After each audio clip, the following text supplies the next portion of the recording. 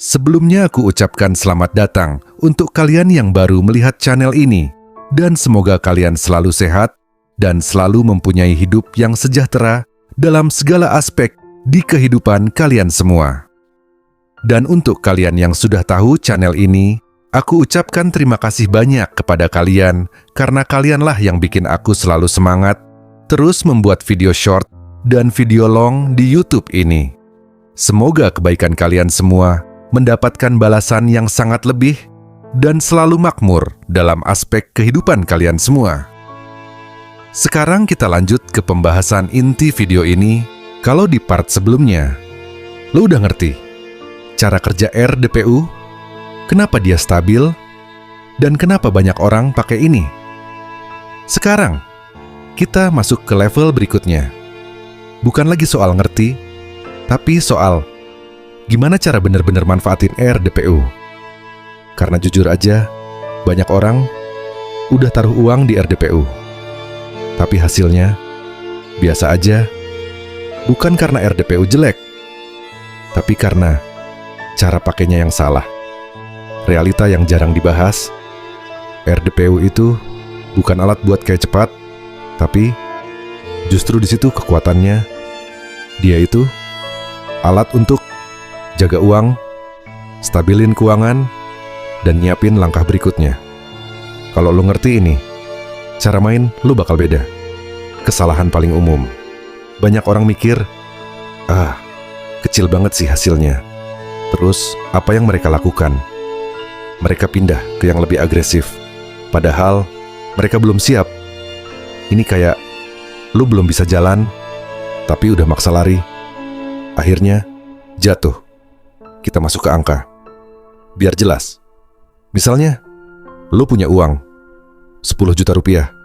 Lu masukin ke RDPU dengan imbal hasil rata-rata 5% per tahun. Berarti, dalam 1 tahun, hasilnya sekitar 500.000 rupiah. Kelihatannya kecil, tapi kita pecah lagi. Per bulan, sekitar 41.000 rupiah sampai 45.000 rupiah. Ini bukan angka besar, tapi yang penting bukan di situ. Sekarang lo naikin levelnya. Misalnya lo konsisten, nambah 1 juta rupiah tiap bulan.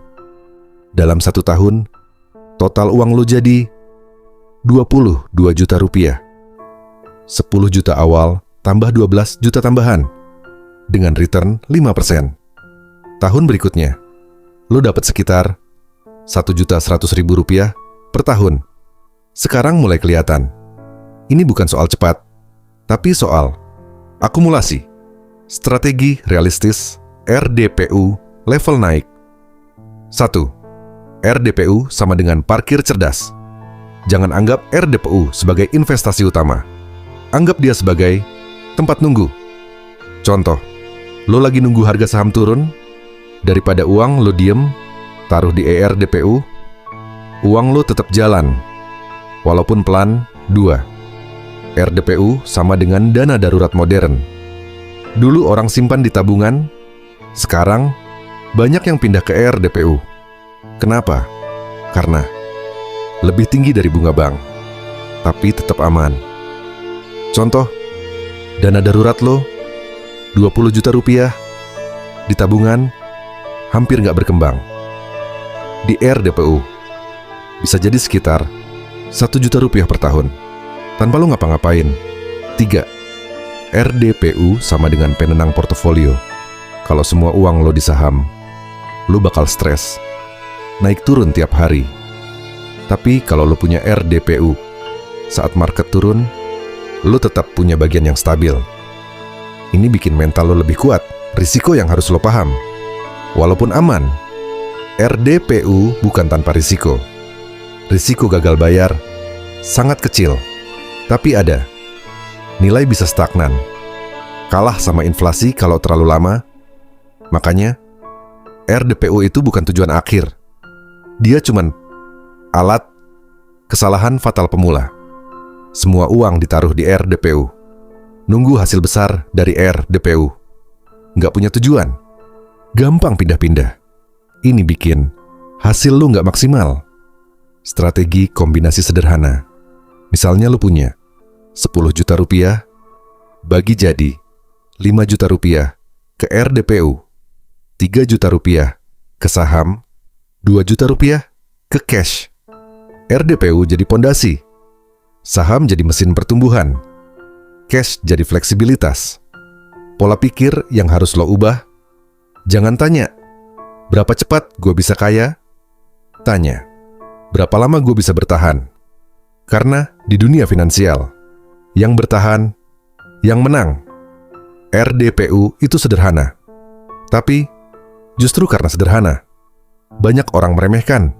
Padahal, kalau dipakai dengan benar, dia bisa jadi pondasi, penjaga, dan penyeimbang.